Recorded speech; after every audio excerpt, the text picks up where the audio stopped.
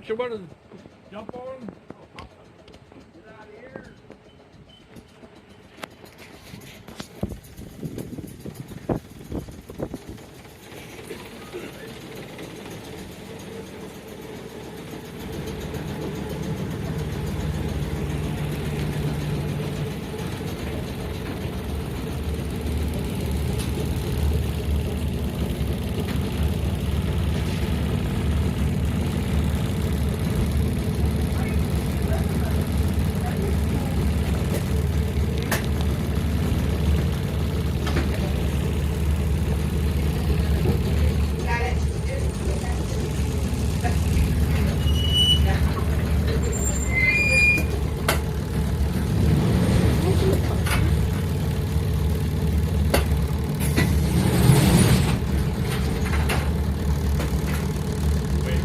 I think we're gonna go that way and then come back. Pointed out, I don't want to leave somebody behind.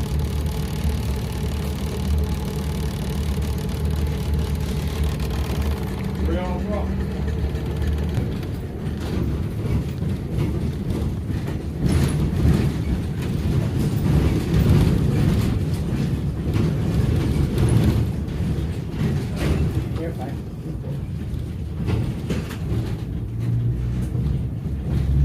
So this is narrow and standard gauge? Yep. Like, I think those are standard gauge trucks right there. There's a standard gauge caboose they got back at this museum.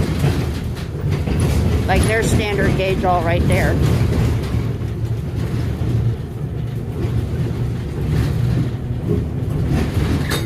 At one time, most railroads had their own form of their standard gauge, 6 foot, 5 foot, or whatever. I think Erie had 6 foot.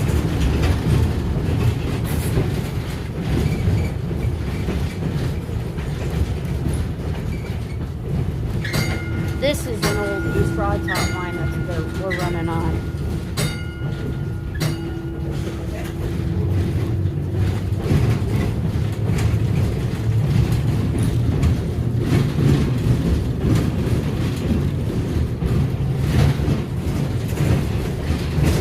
There's a Rockhill furnace itself right there.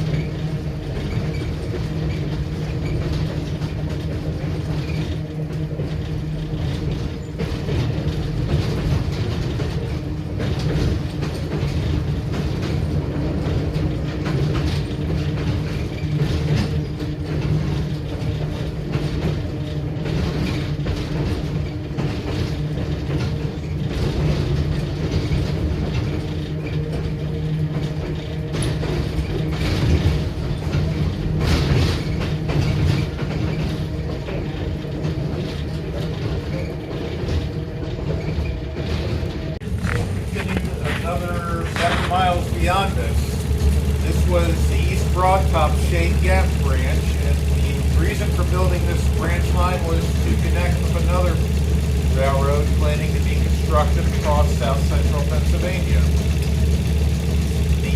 That railroad would have been the South Penn, and while the right-of-way was surveyed and graded, there was never any track built for the South Penn. The project was literally abandoned shortly after its conception. Today, if you travel the Pennsylvania Turnpike across the central portion of the Commonwealth, you are traveling where the South Penn Railroad was going to be built. The tunnels through the Allegheny Mountains today were dug as part of that railroad project, but those tunnels and right-of-way lay dormant until the Pennsylvania Turnpike was started in the late 1930s. But this branch line, the East Broadtop was building to connect with the South Penn, only reached Neelyton, which I said was 7 miles beyond us. But the eventual goal was to get another 4 or 5 miles to the interchange with the South Penn Railroad. That was never built. And in case you're interested, the interchange point would have been at a location of today's western portal of the Tuscarora Mountain Tunnels. That's where the East Broadtop and the South Penn would have met. This branch line was abandoned in the late 40s, early 50s. The track was removed. However, the main line of the East Broadtop still held coal until 1956, when the main line of the East Broadtop was closed, but not abandoned. 4 years later, the East Broadtop would reopen as a National Historic Site, and that's also when the first trolley arrived here in 1960. So welcome to our Rockhill Trolley Museum. The trolley you're riding on was built in 1924, built in Philadelphia by the largest trolley manufacturer in the world. They were called Brill. After it was completed, it was shipped to York, Pennsylvania, and used for 15 years in the city of York and the suburbs. The trolley was sold to a family who purchased the car body in 1939, and they used it as their summer home until 1972. Hurricane Agnes came through, flooded the local creek. The trolley body was moved slightly off its foundation because of the rising floodwaters. The owners decided not to rebuild their summer home. They donated it to our museum. It was just the body of the car, wheels, motors, seats inside you're sitting on, control apparatus to make the trolley go. We all had to scrounge for other collections. The wheels themselves came to us from a trolley transportation group in Japan. They are authentic Brill trucks, but they did come from Japan. The car is known as a curve-side car. If you notice below the windows, the side of the car curves slightly towards the floor, towards the middle of the car at the floor. Very important design. So important that a competing trolley manufacturer known as Cincinnati had the patent for building this curve-side design. When they found out Brill was infringing on their patent rights, they've threatened legal action, but they did let Brill finish the 5 they started. So this is a very rare Brill curve-side car. Only 5 were built. Thousands were built by Cincinnati. So we reached the end of our trolley line, and my colleague turned the outside of the trolley around. You folks can help us turn the inside of the trolley around by standing in the aisle, grabbing the seat by the handle, and ride back facing forward.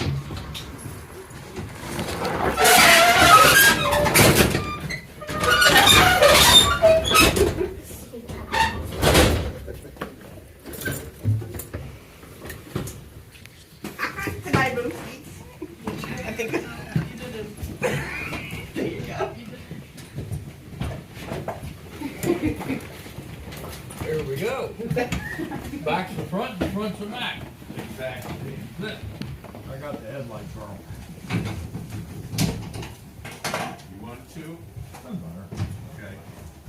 Your tickets are good for unlimited rides today. We're going to be probably only running this trolley today, since there's only 2 of us. But welcome to ride. We depart every hour, during the hour, up until a little after 4. Thanks for helping me turn the trolley around. By turning the trolley around, what was the front is now the back. The back became the front, the left became the right, right became the left. And if you all understand that, we are ready to return. Thanks for sharing part of your day with us here at Rock Hill.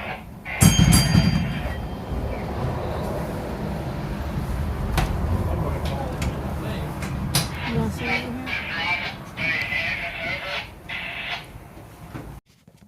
And, Slag this pile. is what's left over from the iron making process. When you put all the goodies into the pot, and heat it all up, the iron sinks to the bottom and comes out when they tap the charge. And they scrape all the junk off the top in some molten state like lava and get rid of it, okay? Oh, wow. So what we have here is about 38 years worth of this stuff. From here over to the creek, all the way into the baseball field, and up here a little further, you'll see it's higher than what the car is. And this all came from this iron furnace that we're gonna stop at next. This whole region out in here, the history was full of iron, is what it was all about. And there was iron mines further south on this track, and also a couple way back here. Or we will. And so what they would do, like I said, they get that all in there, and they just junk this stuff and get rid of it. So the other thing that was going on was that the railroad would use boning, which is a cleaning from the coal process, trying to mix it with this stuff to make a road bed out of it. The worst thing you could ever do, but they had tons of it, it's free, and they use it that way. So if you look at it, you'll see some black dirt out in there, and what happens is the sun keeps that ground warm all the time. So in May, we get on turtle duty, and because we got all the turtles from over this side of the car, crossing across the tracks, trying to lay their eggs in that stuff, because it'll incubate the eggs on that. So a lot of times we gotta stop, what, 6 or 8 of them at a time, going one way or the other across the rail, you know, that kind of stuff. So they lay their eggs in this stuff, and they incubate, and it all runs on the moon. And the full moon in May is the peak nesting time, and the full moon in August is when they hatch out. And they hatch out, they're no bigger around my thumbnail, all right? And they can get underneath the rail to get back over there. So they hatched out in August, and we saw them. About 2 days after they hatched out, I saw 3 of them over in here, the little ones.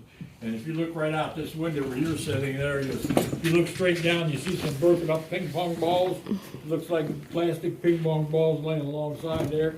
And that's where one of the nests was, and right behind there is a weed. You see a hole in there where the nest came out. He's up there. Okay? So that's some of the stuff that goes on here.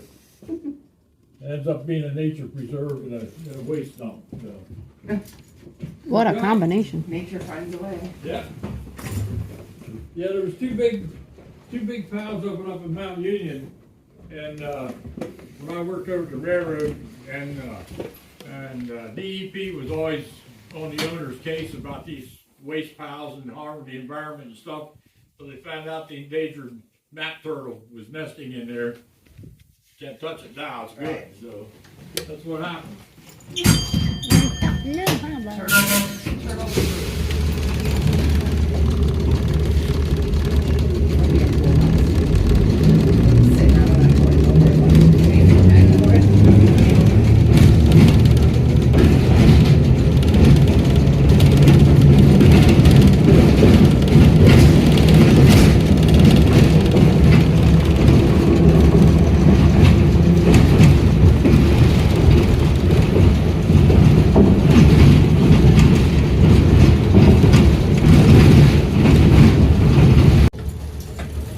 Okay, folks, over here is the increase to the East Top Railroad. This is what's left of the Rockhill Iron Furnace.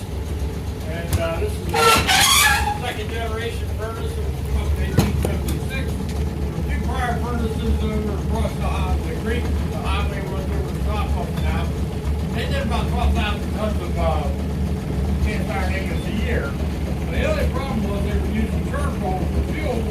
They had all the wood cut for 35 miles around here. So 1865, 1870, it's going to be a pretty long drag for a horse to wagon bringing that stuff in here. The guys that had iron mines out here, on the east out through here, hooked up with the guys that had some coal mines down in Broad Top Mountain down the south. And they formed up the Rockhill Iron and Coal Company, chartered the East Broad Top Railroad as a carrier, and they started laying track around 1872 or so. And 1876, they built this place. And this unit here did 60,000 tons a year, running one furnace, which was the soda cans on the end, while they worked on the other one, the other furnace, on that deal. So the ruins that are standing here in the bottom left corner of the drawing, the 3-story blast engine house, and that pit back in there behind the fence is 20 feet deep. They had 2 big walking beam steam engines in there, driving a big set of bellows, one for each of the furnaces, like I said, with the soda cans on the end buildings. They had 600 to 800 people working in this place, 12-hour shifts. If you wanted to go from day to night, you did a 24. Most of the time they got Christmas off, but that's the way it was then. And they all lived around here. Most of the houses were over where the other furnaces were, but they walked to work, you didn't want to feed a horse, that kind of stuff.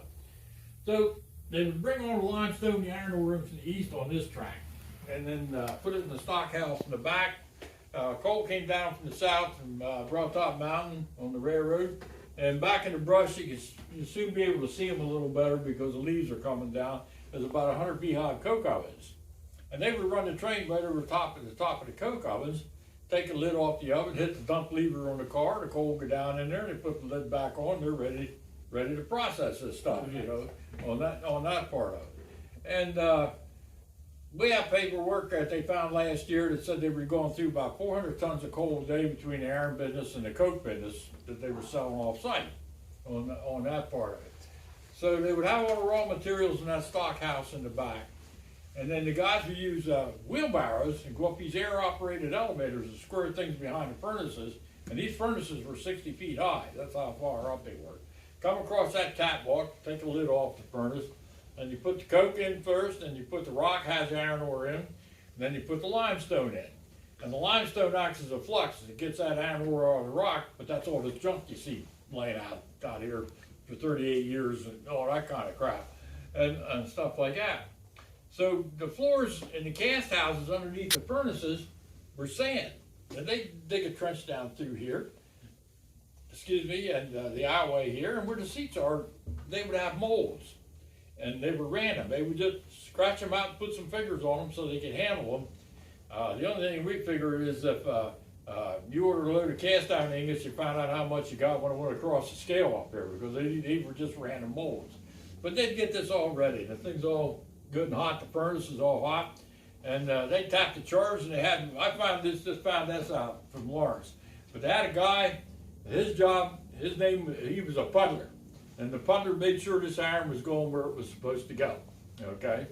And so fill these molds up and everything. Well, one time somebody looking at a catwalk, we don't know what they were smoking or drinking, but said it looked like a mother sow pig taking care of her young, and that's where the term pig iron came from, as far as that goes. So in the 1870s, cast iron was the plastic of the day. It was your toys, cooking utensils, stoves, the whole inside this car is cast iron. And they would make railwood. It was brittle and break, but that's what they had, as far as that goes. So they ran this off and on from 1876 to 1908. Well, but then the mines were starting to play out there, and they had a lot of water problems, and the Bessemer steel system was taking hold with the big mills of Pittsburgh, Johnstown, Harrisburg, Allentown, and Baltimore. So 3 brick factories sprang up in Mount Union at the north end of the railroad to make fire brick for these new furnaces out of silica rock they found on Jack's Mountain. On that deal. So the railroad now had 3 big customers up there to take care of, and these 3 big brick yards up there. And this thing was obsolete, so they shut it down in 1908. Sent the equipment down south to Tennessee to an operation down there, and the only way you could get it out, they had to tear some of the walls out of the building to get it out, as far as that goes. So now all the work was over at Orbezonia Station. You went north to the brickyard, stayed the railroad, or went south to the coal mines. So these people tore the houses down they had, got bricks out here, and put them up around Orbezonia Station, called it Rockhill Furnace, so they could walk there to go to work on that deal. They put 2 stalls on the roundhouse of the railroad over there, had bricks out of this thing. They were recycling before they knew what the word was. I always kid around if somebody lives in town, has a garden, need a border for it, they can kick around the brush and get enough bricks to make a border for their garden. If you get a chance to go inside our pavilion back there, over where the Coke machine is, at the table, you can see some pictures of this thing, and you just see what's left here is just a little piece of how big this operation was. So. Any questions? Okay. That's cool.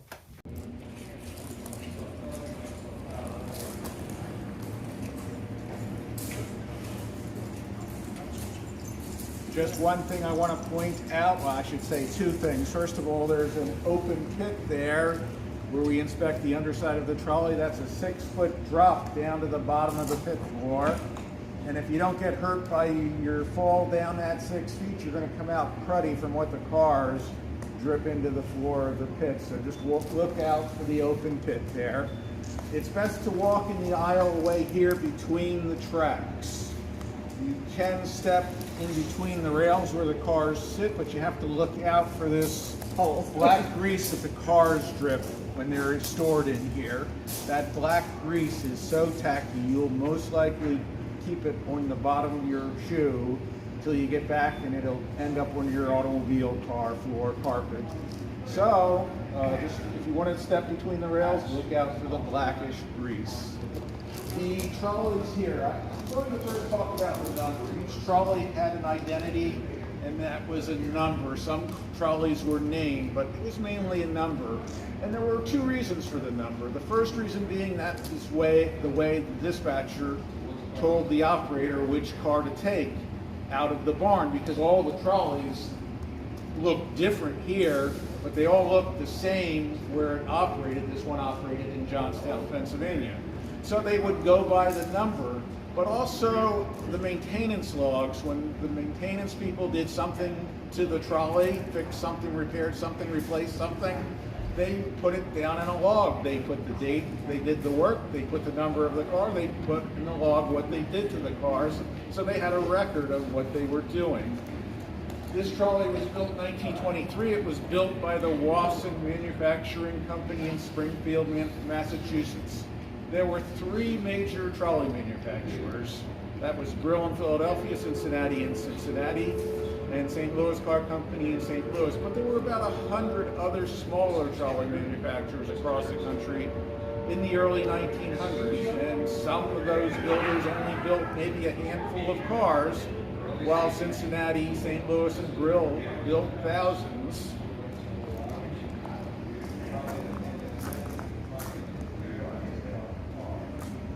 Going to wait for them. Yeah. The building is not historic to the East Broad Top. The building was put here in the middle 1960s. Was built to house, half the building houses, half the trolley, houses the trolley collection, the ever increasing trolley collection. The other half of the building is for railroads, historic car fleet storage. Can we? Yep, and then they're gonna pick up with your enjoyed it. Oh, they are, I understand. Want to remind you about the open pit?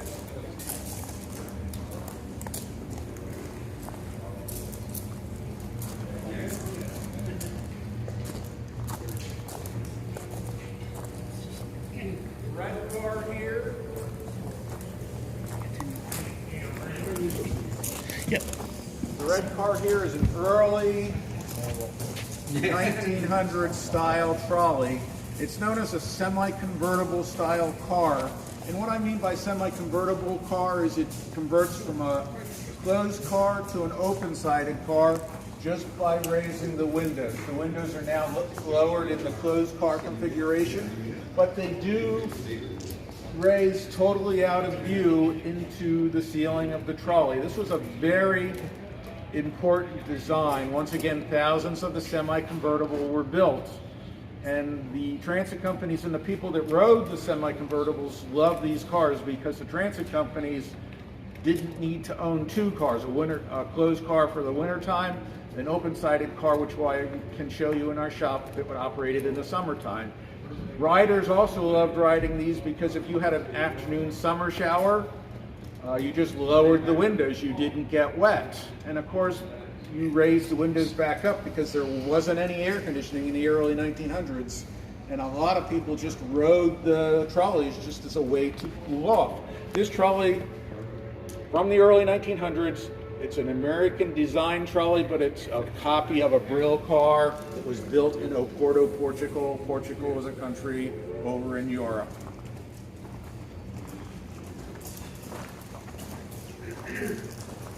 The green car is a modern, what we call PCC streamlined trolley. PCC stands for President's Conference Committee. In 1929, you had the automobile was kind of taking over. Less people were riding mass transit, more people were deciding to take their automobile. Before the design of this style of car, all the trolleys changed in appearance. Transit companies from different, I should say presidents from different transit companies gathered together, formed the committee, President's Conference Committee, PCC trolley, and developed this style car. And this is the style of car that was built from 1936 until about 1954 when the last trolley was built in this country. It had a sleek, bus-like appearance. Instead of using your hands to operate the trolley, you used your feet, like driving an automobile. You used your feet to drive this trolley. That kept your hands free, that you could make change. If somebody needed change, you could give the rider a transfer or tokens if they requested tokens. That kept the trolley moving, being able to use your feet to run the car and your hands to do something else. This car was built in 1947. It was built for the Philadelphia Transportation Company. This is not an as-built condition. This is how the trolley looked in the 1960s when it operated in Philadelphia.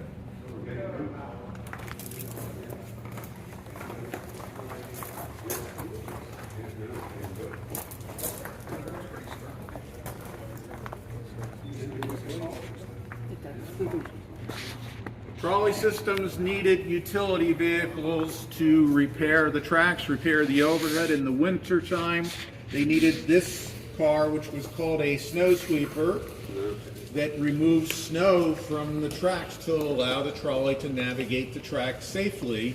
This trolley was built in 1915 and used in Scranton, Pennsylvania. As I said earlier, it's known as a snow sweeper. The bristle broom rotates at a high rate of speed, and the trolley going forward in the bristle broom rotation throws the snow off the tracks that the trolleys could navigate on. This bristle broom is a plant that has grown, and let me sneak by through so I can turn the lights back on, and I will be back. Who didn't pay the electric bill?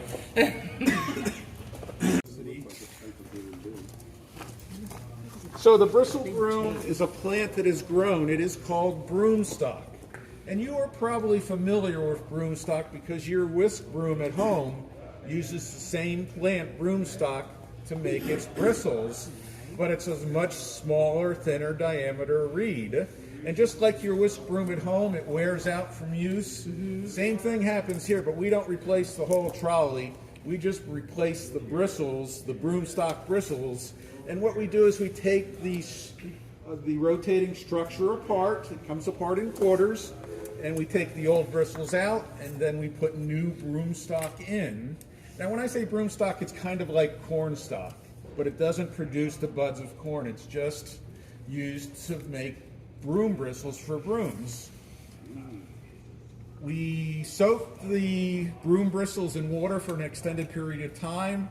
They become pliable. We bend the bristle up into a V, and then from the underside of the wood structure, we stick one part of each V up through different slots in the wood. Then we bolt the quarters back together, and that forms the round broom.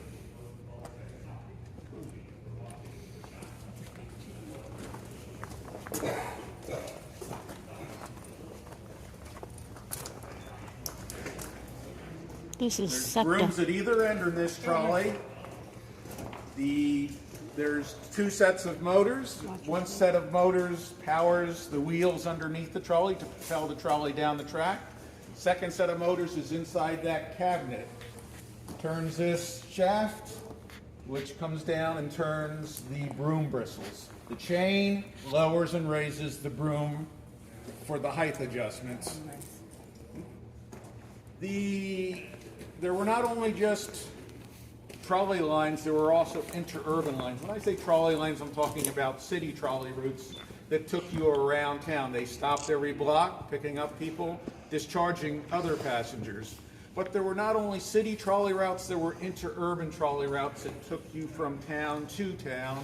And that's what this car was used for. It went from the western suburbs of Philadelphia. It was a 13-mile interurban trolley line that went to Norristown.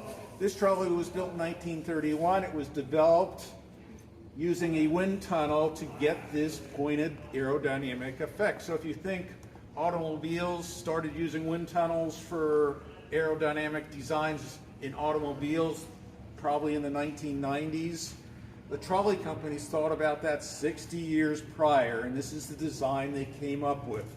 Because of the sleek pointed front end, the trolley could easily do 110 miles an hour. How fast would the maximum speed on that line be? It would have probably been 80, but it was capable of 110. Oh, wow. I've been on that line. It goes Today it's 50 miles an hour. Yeah, I mean- But you know, in the early 1930s when this car was built, in the 30s and 40s, they easily cruised along at 80 miles an hour. Oh, wow. They could do 110. I'd like to ride that thing. It's an experience. I rode it back in, I'm going to say, the mid-'80s on what we call fan trips, where people charter the trolley, and the operating speed was down to 60 then. But we had a supervisor along, and they were able to the car was able to reach 70 for that trip. And when we went into the curve, the car just shifted, you know, everybody inside of the car, you know, just gasped because of the speed. There's a lot of talk right now that they're going to extend that out to King of Prussia. There is. Is that actively going on or not really at this moment? There's no funding for it? That's the issue. They're trying to obtain funding. There's a design and route been made. Now the next goal, and I guess the feasibility study has been started. It's now in the funding stage. It's trying to get the funding. This is what I read. I'm not totally aware of the situation, but that's what I read. Is that a money-making line, do you know, from It's a Morristown? passenger. Well, mass Into transit 69 today really isn't money making. It's all government funded. I see. So it's, you know. The orange car here never had any windows, so if you guess there were never any seats inside, you would be correct. It was all about generating revenue, and the trolley companies found out they can generate revenue not just hauling passengers, but hauling freight, and that's what this car was used for, to haul freight.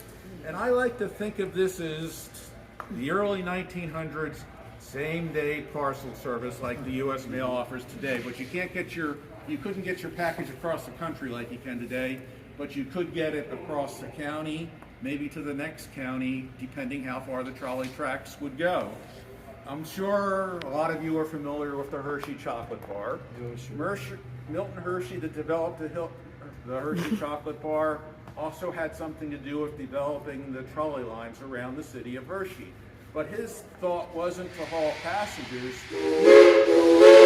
He wanted to get milk from the suburban farms to the downtown Hershey chocolate plant to produce the Hershey chocolate bar. Revenue, it was all about creating revenue. Anybody have any questions? We have to exit by the front of the building, have to store the cars and operate the cars. We maintain the cars. This trolley is in operating condition, and this is what an open-sided trolley looks like. It's also known as a breezer or summer car, solely operated in the summertime in the early 1900s. This particular car didn't run in this country, but it appears like a trolley that did operate in this country. As a matter of fact, the metal parts, anything metal in the car, the side seats, the side castings for the floor, were manufactured in this country by St. Louis Car Company. They were shipped in pieces to South America, and the trolley was built using wood native to South America. The wood being the seats, the seat backs, the bulkheads, Anything that's ordered in this trolley is South American wood. So the reason our museum had to go to South America to get a North American style trolley is because these trolleys disappeared the American city streets by the mid-20s. And that's because automobile traffic was competing with the trolleys. And it became unsafe. In the early 1900s, people got used to climbing on and off the trolley while it was in motion. There were never any doors, never any sides. People could climb on board or depart at their leisure. More automobile traffic in the city streets became unsafe, and that's why they took these cars off the North American city streets. But in South America, in Rio de Janeiro, where this trolley operated, it was used until the early 1960s. Our volunteers can do anything from the floor to the ceiling of the car. The wheels and motors underneath, while we can jack the car up, we can pull the wheel sets out, we call them trucks. We can take the trucks apart, we can pull the motors out, but we don't have the capability to do wheel pressing, to do axle turning, to rewind motors. We have to ship that type of work out. But we do maintenance work of changing electrical brushes on the motor commutator. We grease and oil, make sure grease and oil fittings are all correct. Our volunteers that do the work here have not per se worked in trolley systems, but they are skilled craftsmen in specific areas of working with metal, wood, electrical components, and they kind of lead the rest of our unskilled volunteers on rebuilding and maintaining our trolley fleets. This is an inter-urban style car from the early 1900s. It looks a lot like a railroad coach from the early 1900s, but it's a self-propelled trolley. This one was built in 1909. It has 4 motors attached to each wheel set. Each motor is 125 horsepower. You have 4 motors working together, that's 500 horsepower. This trolley could easily do 80 miles an hour. Doesn't seem like a lot today, but in 1909 when it was built, 80 miles an hour was significant. Remember, you're just coming out of the horse and buggy era of 3 miles an hour. So riding by train or trolley was probably quite an experience. This trolley was used in the Chicago, Aurora, and Elgin Electric Railway. They had an interurban trolley line about 35 miles long. It went from downtown Chicago to the western suburbs of Aurora and Elgin. And riding the interurban trolley was probably a lot more practical or even convenient than riding the steam trains for a couple of reasons. You didn't have to walk to the railroad station to catch the steam train. The interurban trolley came to you. It navigated the city streets. In Chicago, it used the elevated, which is still there, navigated the elevated, stopped every couple of blocks picking up passengers, so you didn't have to walk as far to get to your transportation to go home. Fares were significantly cheaper than riding the steam trains. The rush hour departures were a lot more frequent. The interurban trolley left downtown every half hour, maybe even every 20 minutes, where the steam train left every hour. So it was a lot more practical riding the interurban trolley, but it was like riding somebody's railroad private car. It was that lavish. You had, the interior of the car had the stained glass, arched stained glass windows, typical of railroad cars from the early 1900s. The inside of the car wasn't painted. It was mahogany varnished woodwork. It had a 1/4-inch inlaid stripe. Let me go down and turn the lights on. I will be right back. All varnished woodwork in the early 1900s. Paint didn't come until about the 30s or 40s, and that was the same way in your homes back in the early 1900s. Your woodwork in your homes was varnished woodwork. They started painting interior home woodwork by the 30s or 40s.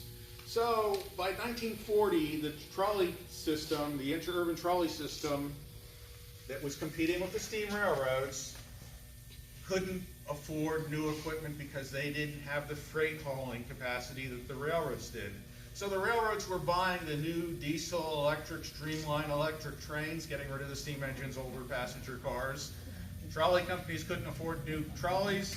They just rehabbed the older cars. They painted over the varnished woodwork, including the ceiling in the ornate design that was put there in 1909. They covered over the stained glass windows and changed the exterior color of the car to try and make the riding public think they got new trolleys. They didn't. They just rehabbed the old ones. So our volunteers are rebuilding this car back to its 1909 configuration.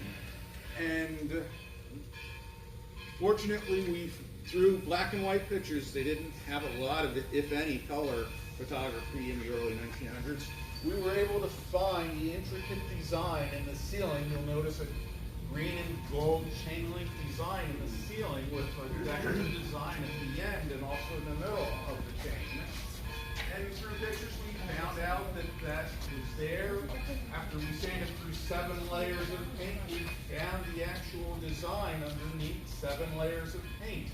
So our volunteers traced what design they could recapture, and then we hired an artist to make the stencils and then apply green paint and 18-karat gold leaf back to the ceiling of the car. Wow. The trolley, the last third of the trolley was what we call the smoking section, and that was standard operating procedure in the late 1800s, early 1900s, where what we call today are non-smoking sections. The railroads and the trolley interurban lines called it smoking sections. It had brass match strikers on the wall to light your cigar, brass spittoons on the floor, while the regular coach section just had brass coat hooks and brass luggage racks. It was a fancy way to ride the interurban trolley. And I'm losing my train of thought. It derailed. Where the oval window was another stained glass window. In the center of that stained glass window was a vent, a 3-inch circular vent, and that oval window is where the restroom was on board the interurban trolley. It was a law when the trains and trolleys went so many miles between stops, they had to have on-board restrooms. Where that oval window is where the restroom compartment is. We are putting the restroom compartment on the other side of the car. The toilet that was used was called a turret. And what you deposited in the turret went direct to the track. There wasn't any holding floor. And that's why you might have noticed signs on board some old train cars that say, "Do not use toilet in station." It's because what you deposited went direct to the track. Anybody have any questions?